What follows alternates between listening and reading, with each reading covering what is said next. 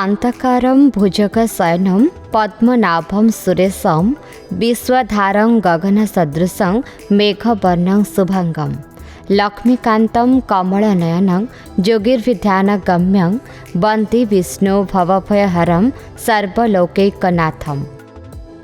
भाद्रव मास शुक्लपक्ष चतुर्दशी तिथि श्री श्री अनंतदेवों व्रत पालन करा जाए। यह पवित्र दिनटी भगवान विष्णु को समर्पित। विष्णु समेत गणेशों सम्मुखें यह पूजा करिबार विधि प्रचलित। कहुए गजानन निजे अनंत व्रत करिथांती। सुख सौहार्द कामना करी अनंत चतुर्दशी तिथि उभय पुरुष और महिला माने यह अनंत व्रत पालन करती। महामुनि कश्यप और दक्षपुत्री कद्रुंठारु जन्मित अनंत को पुराण मानकरे शेष वासुकी और सोनस नाम स्तुति करा जायछि। हरिवंश पुराण मते जन्म परे अनंतदेव माता को परित्याग करी वायुभक्ष्य व्रत अवलंबन कले। जितेन्द्रिय रूपे अनंत अनेक तीर्थ भ्रमण पूर्वक कठोर तपस्या करथिले। उक्त तपस्या प्रीत हुई पितामह ब्रह्मा तांको अभय आशीर्वाद प्रदान करने सहित से विचलित धरणी को धारण करी भूमंडल को स्थिर करने पाई आदेश देथिले। सेबेठारु देव कार्य पाई अनंत निज मस्तकरे भूमंडल को धारण करिसेंती। जेतेबेले अनंत निज शिर चालन करती से समय रे भूमिकंप आदि वित्पात घटे बोली विश्वास करा जाए। एही अनंत को कुंडली सज्जा करी क्षीर सागर रे श्रीहरि जोगनिद्रा रत थिबा सर्वत्र वर्णना करा जायछि। तृतीय जुगरे सुमित्रा नंदन लक्ष्मण को शेषनागों अवतार भावे कहा जायथिबा बेले द्वापर रे बलभद्र बलराम अनंत नाम परिचित। थरे आरंभ कले 14 वर्ष पर्यंत अत्यंत निष्ठार सहित एही व्रत पालन करा जाय बोली व्रत पालनकारी माने मत दियंती। एही दिन प्रत्युषरु स्नान करी नूतन वस्त्र परिधान करी शालग्राम शिला बा धातु निर्मित अनंतक प्रतिमा को पूजा करा जाए। अनंत देवों प्रतिमा चतुर्भुज विशिष्ट हेबा आवश्यक। तांकर शरीर और वस्त्र शुक्ल वर्ण नाना रत्न अलंकार सहित चारिभुजरे शंख चक्र गदा और पद्म आदि आयुधमान से धारण करिथांती। व्रत पालन पाई इच्छुक व्यक्ति माने स्नान और दौत वस्त्र परिधानांते गोटे पद्ममंडल बा भद्र मंडल रे शालग्राम बा धातु प्रतिमा को रखी विविध उपचार रे पूजा करा जाए। एही समय रे अष्टकुला नागों को मध्य पूजा करा जायथाय। पुराना व्रत को फिटाई कंचा क्षीर रे पकाई विसर्जन करिबा परे नुआ व्रत को धारण करा जाए। पुरुष माने दक्षिण हस्त बाहुमूल और स्त्री लोक माने वाम हस्त बाहुमूल रे एही व्रत को धारण करी व्रतधारी माने कुशाग्र रे चंदन द्वारा सर्पाकृति अनंतक प्रतिमा निर्माण करी एहा धोई सही उदक पान करती। एही व्रत अतीव पुण्यप्रद अटे। पापाचरण न करी धार्मिक जीवनचर्या पाई मध्य एही अनंत व्रतर उपदेश मिले। भविष्य पुराण रे श्रीकृष्ण और युधिष्ठिर संवाद रे एही व्रतर महात्म्य विशेष भाव में वर्णना करा जायछि। श्रीमंदिर रे अनंत चतुर्दशी अनंत संसार महासमुद्रे मग्न सौम्य व्यूधर वासुदेव अनंत रूपे विनियोगयसो अनंत रूपाय नमो नमस्ते। हे अनंत देव ए संसार महासमुद्रु मते उद्धार करी मोक्ष दान कर। भाद्रव शुक्लपक्ष चतुर्दशी तिथि अनंत चतुर्दशी नाम अभिहित अटे। एही दिन श्रीमंदिर रे संध्या धूप नीति समापन परे मुक्ति मंडप निकट रे थिबा अनंतक पाखरे पर्वयात्रा जोगाणिया प्रदत्त भोग महास्नान जिनिस रखा जायथाय। प्रथमे जड़े पालिया पूजापंडा सेवक अनंतक पाखरे महास्नान नीति और भोग करिथांती। एहापरे अनंत व्रत कथा पाठ करिबा परे वंदापना नीति होइथाय। प्रणाम। अनंत काम देवेश सर्व काम फलप्रद अनंत डोर रूपेण पुत्र पौत्रादि बधय। अनंत व्रत कथा। युधिष्ठिर उवाच पूर्व दिन रे हस्तिना नगर को श्रीकृष्ण जाइथिले। सेठारे धर्मात्मा युधिष्ठिर जे से परमेश्वर को अनेक विधि पूजा कले। पचारे हे परमेश्वर तुम्भर जे अनेक व्रत नाम अछि तहिरे उत्तम जे व्रत ताहा मते कुहंतु। श्री भगवान उवाच वासुदेव श्रीकृष्ण युधिष्ठिर को कहउछंती ଯୁଧିଷ୍ଠିର ତୁମ୍ଭେ ଯେ ପଚାରିଲ ବ୍ରତମାନଙ୍କରେ ଶ୍ରେଷ୍ଠ ବ୍ରତ କିଏ ବୋଲି, ମୋହର ଅନନ୍ତ ବ୍ରତ ହୋଇ ଯେଉଁ ବ୍ରତ ସେ ପରମ ଗୋପନୀୟ ଅଟଇ, ସ୍ତ୍ରୀମାନଙ୍କର ଓ ପୁରୁଷମାନଙ୍କର ଉତ୍ତମ ଗତି ଦିଅଇ। ଶୁକ୍ଳ ପକ୍ଷେ ଚତୁର୍ଦଶ୍ୟାଂ ମାସୀ ଭାଦ୍ରପଦେ ଶୁଭେ, ତସ୍ୟାନୁଷ୍ଠାନ ମାତ୍ରେଣ ସର୍ବପାପଂ ପ୍ରଣଶ୍ୟତି। ହେ ଯୁଧିଷ୍ଠିର, ଭାଦ୍ରବ ମାସ ଶୁକ୍ଳପକ୍ଷ ଚତୁର୍ଦ୍ଦଶୀ ଦିନ ଏ ବ୍ରତ ଆରମ୍ଭ କରିବ, ତେବେ ସକଳ ପାପ ଯେ କ୍ଷୟ ହୁଏ। ଯୁଧିଷ୍ଠିର ଉବାଚ। ଯୁଧିଷ୍ଠିର ପଚାରନ୍ତି, ହେ ବାସୁଦେବ, ଅନନ୍ତ କି ତକ୍ଷକକୁ ବୋଲି କି ଶେଷଦେବଙ୍କୁ ବୋଲି, ଏଥିରେ ଅନନ୍ତ କାହାକୁ ବୋଲି ତାହା କୁହ। ହେ କେଶବ, ପରମ ତତ୍ତ୍ୱ ଅନନ୍ତ ବୋଲି କି ବ୍ରହ୍ମାକୁ ଅନନ୍ତ ବୋଲି? ଅନନ୍ତ ହୋଇ ଯେ ତତ୍ତ୍ୱ ତାହା କିଏ ମୋତେ କୁହ। ଅନନ୍ତାଖ୍ୟସ୍ତ୍ୱହଂ ପାର୍ଥ ମମ ରୂପ ନବୋଧୟ, ଆଦିତ୍ୟ ସେ ମରୁପେଣ ଯ କାଳ ଉପପଦ୍ୟତେ। ଶ୍ରୀକୃଷ୍ଣ କହୁଅଛନ୍ତି, ତୁମେ ଯେ ପଚାରିଲ ଅନନ୍ତ ରୂପ କେ ବୋଲି, ତତ୍ତ୍ୱ ଅନନ୍ତ ରୂପ ବୋଲି ମୋତେ ଜାଣ। ଆଦିତ୍ୟ ଯେ ସେ ମୁଁ, ସୋମ ଯେ ସେ ମୁଁ, କାଳ ହୋଇ ଯେଉଁ ରୂପରେ ବୋଲାଉଅଛନ୍ତି ସେ ରୂପ ମୁଁ ହିଁ। ହେ ଯୁଧିଷ୍ଠିର, କଳାକାଷ୍ଠା ନିମେଷ ଦିନ, ରାତ୍ରପକ୍ଷ ମାସ ଋତୁ ବର୍ଷ ଯୁଗ କଳ୍ପ ବ୍ୟବସ୍ଥା ଏସବୁ ମୁଁ ବୋଲି ଜାଣିବ। ହେ ଯୁଧିଷ୍ଠିର, ସେ ଯେ କାଳ ସେ ମୁଁ, ଭବଭାରା ତାରଣାର୍ଥେ ଆମ୍ଭେ ଜନ୍ମ ହୋଇଥାଉ। ହେ ଯୁଧିଷ୍ଠିର, ଦାନବମାନଙ୍କର ନାଶ ଅର୍ଥେ ବାସୁଦେବ କୂଳେ ଶଙ୍ଖ ଚକ୍ର ଗଦା ପଦ୍ମ ଧରି ସେ ଅନନ୍ତ ଯେ ମୁଁ ଜନ୍ମ ହୋଇଅଛି।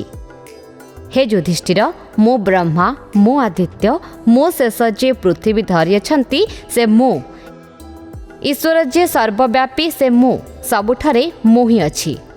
ମହାକାୟ ଯେ ବିଶ୍ୱରୂପ ସେ ହିଁ ମୁଁ, ଜଗତ ପ୍ରାଣୀମାନଙ୍କ କ୍ଷୟର କାରଣ ମୁଁ।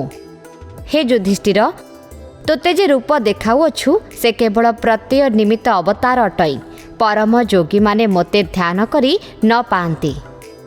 କୌଣସିଠାରେ ମୋ ରୂପ ନାହିଁ, ମୁଁ ଅରୂପ ଅଟଇ। ଚତୁର୍ଦ୍ଦଶ ମନୁ ଯେ ନିଦ୍ରାର ଅବତାର ହୋଇଲେ ଯେ ମୁଁ, ଅଷ୍ଟବସୁ ମୁଁ, ଦ୍ୱାଦଶ ଆଦିତ୍ୟ ମୁଁ, ଏକାଦଶ ରୁଦ୍ର ମୁଁ। ହେ ଯୁଧିଷ୍ଠିର, ସପ୍ତ ଋଷି ମୁଁ, ସମୁଦ୍ରମାନେ ମୁଁ, ପର୍ବତମାନେ ଯେ ସେ ମୁଁ, ଦ୍ରୁମ ଯେ ଗଛମାନେ ଏସବୁ ମୁଁ ବୋଲି ଜାଣିବ। ନକ୍ଷତ୍ର ଦିଗ ପୃଥିବୀ ପାତାଳ ଚତୁର୍ଦ୍ଦଶ ଭୁବନ ଏସବୁ ମୁଁ। ହେ ପାର୍ଥ, ଯେ ମୁଁ କହିଲି ସେ ସମସ୍ତ ମୁଁ, ଏଥିରେ ସନ୍ଦେହ ନ ରଖିବୁ।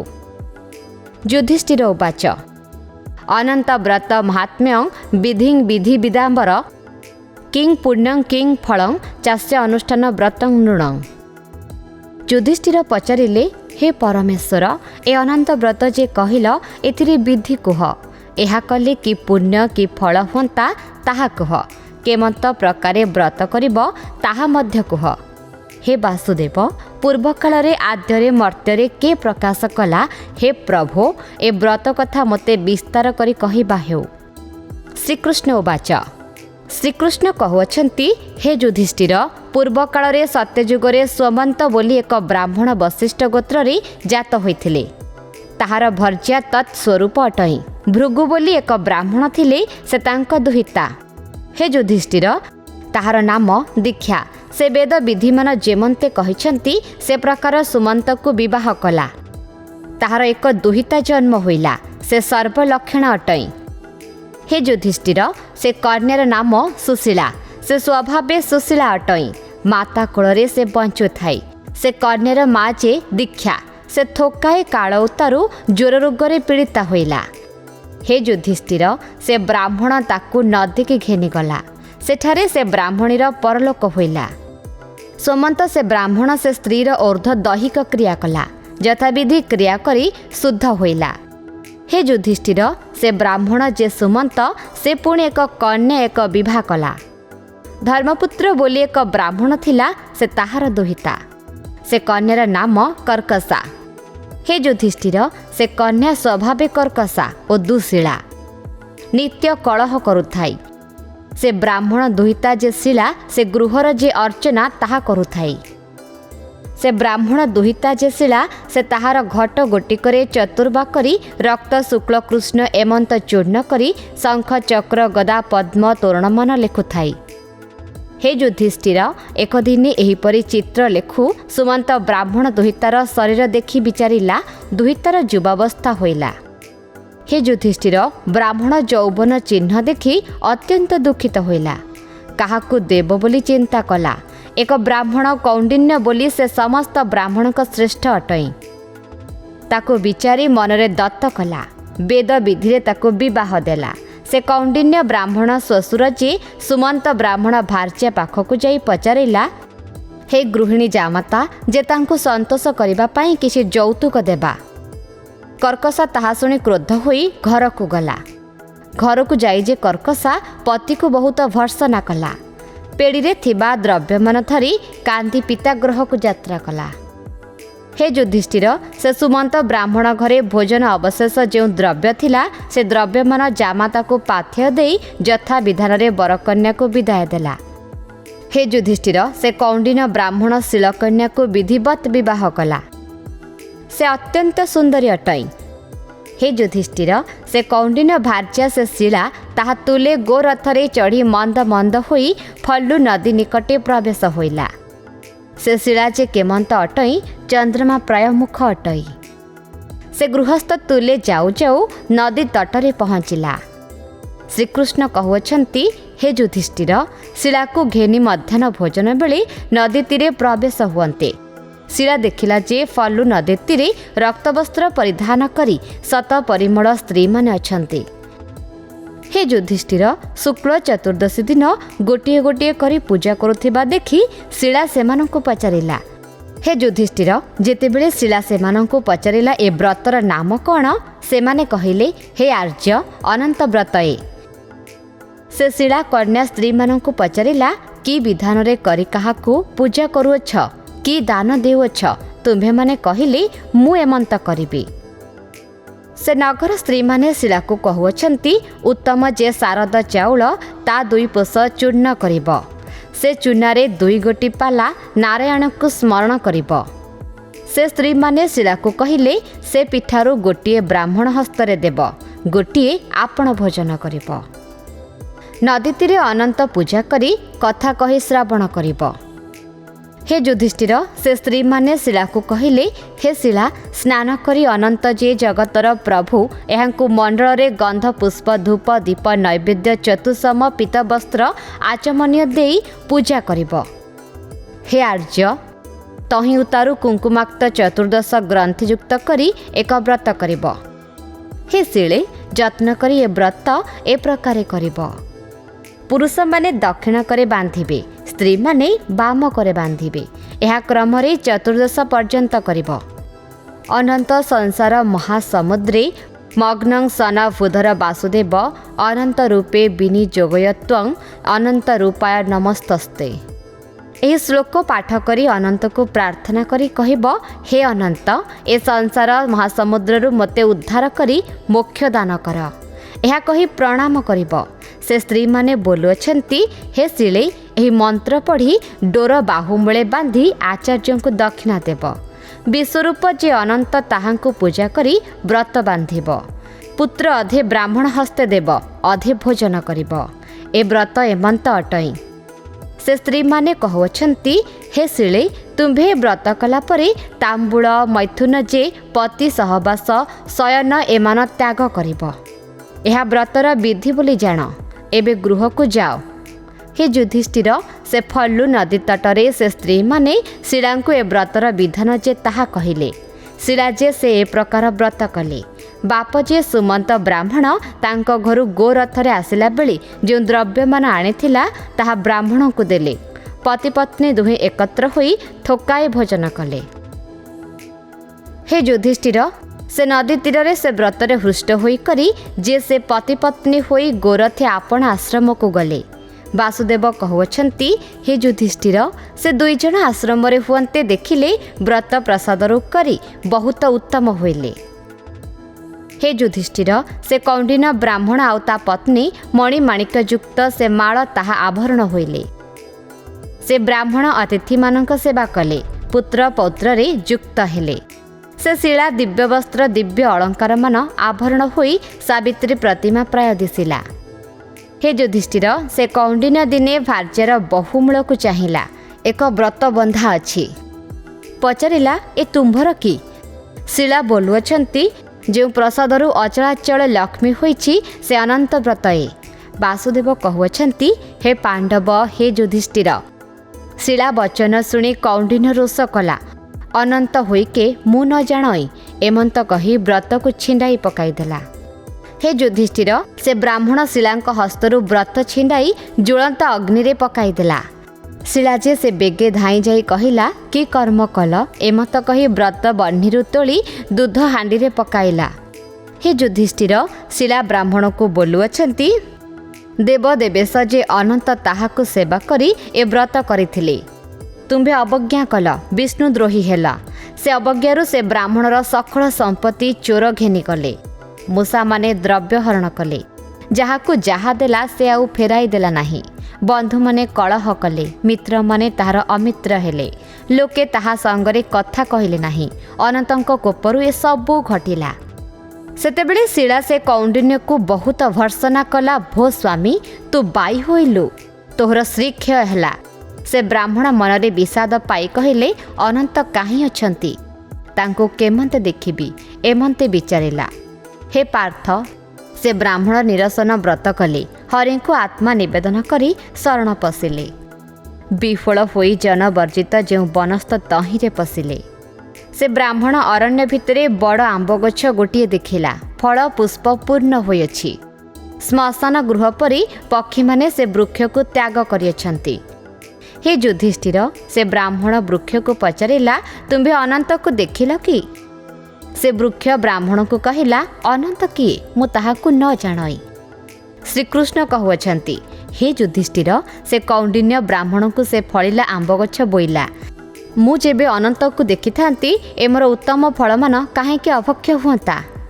से ब्राह्मण सेबेठारु निराश होई जाते पथर देखिला एक गाई बच्चा सहित तृण मध्यरे इतस्तत होई धाउअछि। हे युधिष्ठिर से गाई ब्राह्मण को बोइला मु जेबे अनंत को देखि थांती तेबे मोर अमृत परि दुग्ध काहेकि जीवमानकर अभोक्य होई थांता। अनंतर से ब्राह्मण जाऊ जाऊ देखिला पड़ियारे गोटिए वृषभ ठिया होइछि। से वृषभ विप्रंकु कहिला अनंत किए मु तांको देखि नाही। से ब्राह्मण सेठारो निराश होई जाऊ जाऊ बाटरे दुई गोटी पुष्करिणी देखिला। से पुष्करिणी जल अति निर्मल और शीतल होइछि तहिरे बहुत पद्मफूल और कई फूल फुटुथिबारु से बड़ शोभा पाउछि। हंस चक्रबाक पक्षीगण क्रीड़ा करुअछंती तृषातुर प्राणी माने तहिरु जलपान करंती नाही। से दुई पुष्करिणी मध्यरु गोटिकरे पक्षीगण नाहांती पद्म फूलर सुगंध नाही ताहाकु से ब्राह्मण पचारिला तुम्भे अनंत को देखिअछ कि आम्भे जेबे अनंत को देखि थांतु तेबे हे जल काहेकि अपेय हुअंता। तहु से ब्राह्मण जाऊ जाऊ आगरे गोटे गध और हस्ती को देखि पचारिला तुम्भे अनंत को देखिअछ कि से दुहे कहिले आम्भे अनंत को देखि नाहु। यह शुणी से ब्राह्मण अत्यंत दुखित होई मन मध्यरे चिंता कला हे नाथ मोते रक्षा कर। यह कही से कौंडिन्य ब्राह्मण मूर्छित होई भूमि रे पड़िला। क्षीण शरीर अति चिंतान्वित होई मूर्छा जाइथिबा ब्राह्मण ठारे अनंतदेव कृपा करी वृद्ध ब्राह्मण रूप में देखादेले। से वृद्ध ब्राह्मण अल्प अल्प हसी बोइले हे विप्र उठ उठ खेद परित्याग करी आनंद हुआ। हे विप्र भक्तानुग्रहकारी अनंत देव को दर्शन कराइबी यह कही ताहांको हस्तरे धरी पर्वत गुहा मध्य को घेनी गले। सेठारे आपे सिंहासन रे शंख चक्र पद्म धरी बसी अछंती। दिव्य नारी माने चारि पाखरे बेढ़ी अछंती। कौमुदकी गदा शोभा पाउछि गरुड़ स्तव करुअछि। एहिपरि से विश्वरूपी अनंत को देखि से ब्राह्मण दंड परि भूमि रे पतित हैला। पुणे से ब्राह्मण कहिले मो महापापी मोर समस्त पातक हरण कर आज मोर जन्म सफल हैला जेहेतु तुम्भ पाद पद्मरे मोर मस्तक रहिला। हे जगन्नाथ मते रक्षा कर आउ मोर समस्त अपराध क्षमा कर। से ब्राह्मण स्तुति शुणी भक्तवत्सल अनंत कहिले हे विप्र तुम्भे जो वर मनरे इच्छा करियछ सेही वर प्रार्थना कर। यह शुणी ब्राह्मण अति दुर्लभ दुई गोटी वर मागिला। अनंत से ब्राह्मण को 2 गोटी बर देले। गोटे बରରେ तोहर दारिद्र्य नाश हो जाऊ, आउ गोटे बରରେ तू विष्णुलोक प्राप्त हुआ। अनंत कहिले, हे विप्र, तुम्भी गृह को जाई धनधान्य पुत्रयुक्त होई भार्या शिला सहित सुखरे रही अंत काल स्वर्गर रहिब। से ब्राह्मण बर पाई कहिला, जेबे मोठरे प्रसन्न हेल तेबे कुहंतु बाटरे आसु आसु अरण्य मध्य जो आंब गछ देखिली से किए किए, वृक्ष किए, से धेनु किए, से पुष्करिणी द्वय और गध हस्ती किए ताहा कुहंतु। अनंत कहिले, हे कौंडिन्य, तुम्भे बाटरे जो च्युत वृक्ष देखिल से पुनर्जन्म गोदावरी नदी तीर बास करथिले। तार नाम विद्यापति। से समस्त विद्यारे पारग अटे। तार निकटकू शिष्य आसिले मनरे गर्व करी ताकू विद्या शिक्षा दिए नाही। एही दोष कारण जोगु ताहार फल केही खाऊ नाहांती। तेणु सेही पापरु से आंब गछ रूपरे जन्म ग्रहण कला। अनंत कहिले, से गोरु पुनर्जन्म भूमिदान देवाकू कही न देबारु बणरे गोरु जन्म ग्रहण कला। तार दुग्ध अपेय हेला। हे विप्र, तुम्भे वन मध्य जो वृषभ को देखि विस्मित हेल से पुनर्जन्म सेवक थिला। तार नाम कर्मचौर। आपणर प्रभु को ठकिथिबा पापरे वृषभ जन्म पाइला। हे विप्र, तुम्भे बाटरे जो 2 गोटी पोखरी देखिला से पुनर्जन्म 2 सौतुणी थिले। परस्पर विवाह करी आपणर पति को मारी पकाइले। सेई पापरु पुष्करिणी जन्म पाइले। तांक जल केही पीले नाही। पूर्व जन्मरे से हस्ती गर्वी थिबारु हाथी जन्म पाइला। गर्दभ क्रोधी थिबारु से गध होई जन्म हेला। जेबे तांकर पुत्र पौत्रादि माने अनंत व्रत करिवे से पापरु मुक्त हेबे। हे विप्र, तुम्भी गृह को जाई ए व्रत कर। अनंत कहिले, हे विप्र, पुनर्बार तुम्भर संपत्ति देव, एथिरे संदेह नाही। विपुल संपद भोग करी अंतकाले मोहर पुर प्राप्त हेब। एही बर देई अनंत देव अंतर्ध्यान हेले। तदनंतरे से विप्र बाटरे आसु आसु से वृक्ष प्रभृति को देखिला। सेमानंकु सबु कथा कही आपणर मंदिर को गला। देखिला गृह धनरत्ने पूर्ण होइछि। से ब्राह्मण ताहा परे अनंत व्रत कला। शिलार सहित से धर्मात्मा विपुल संपद भोग करी अंतकाल विष्णुलोक प्राप्त हेले। अनंत व्रत धर्मरे ताहार सकल कामना पूर्ण हेला, आउ अनंतक प्रति प्रिय हेला। श्रीकृष्ण कहुअछंती, हे युधिष्ठिर, जे जन एही अनंत व्रत कथा शुणे किंबा पढ़े ताहार ब्रह्म हत्या पातक क्षय पाए एवं शेषरे परम पद को पाए। लोकमानंकर उपकार सकाशे तुम आगरे ए व्रत विधान को कहली। तुम्बे एही उत्तम व्रत को 14 वर्ष को करी समस्त दुख निवारण कर, आउ परकाल रे मोहर पद को लाभ कर। इति भविष्य पुराणोक्त अनंत व्रत कथा संपूर्ण। आम धर्म, संस्कृति और परंपरा विषय रे अधिक जानिबा पाई देखुथांतो भक्ति ओडिशा आध्यात्मिकतार अनुभव।